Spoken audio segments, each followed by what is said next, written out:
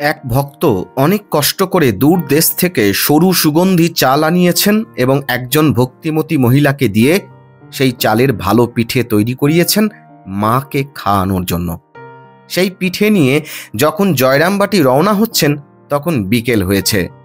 রওনা হওয়ার মুখে জনৈক ব্রাহ্মণ ভক্ত তাকে মনে করিয়ে দিলেন মা ব্রাহ্মণের বিধবা, রাতে চালের জিনিস তিনি মুখে দেবেন না। ভক্তটির মাথায় আকাশ ভেঙে পড়ল। সত্যিই তো, এ কথা তো তার আগে মনে হয়নি। এত পরিশ্রম, এত আশা সব বুঝি বৃথা গেল।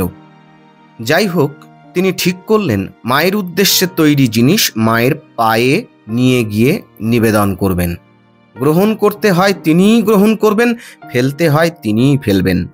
জয়রামবাটি যখন পৌঁছলেন তখন সন্ধে। মা কিন্তু সব দেখে ও শুনে খুব প্রসন্নভাবে বললেন, বাবা, মুখে দেব বই কি, তুমি এত দূর থেকে বয়ে নিয়ে এসেছো, কত কষ্ট করে তৈরি করিয়েছো, আর একজন দূর দেশ থেকে কষ্ট করে পাঠিয়েছে। রাত্রে ঠাকুরকে দিয়ে মুখে দেব, তুমি এজন্য চিন্তা করো না। উপস্থিত একজন সন্তানকে লক্ষ্য করে মা হাসি মুখে বললেন, ছেলেদের জন্য আমার কোনো নিয়মকানুন ঠিক থাকে না। অনুরূপ আরেকটি ক্ষেত্রে মা একবার বলেছিলেন, ছেলেদের কল্যাণের জন্য আমি সব করতে পারি।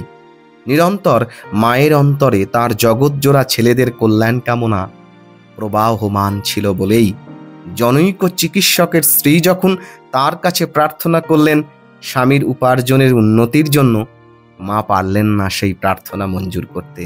বললেন, বৌমা, এমন আশীর্বাদ করব আমি, লোকের অসুখ হোক, কষ্ট পাক, তা তো আমি পারবো না মা।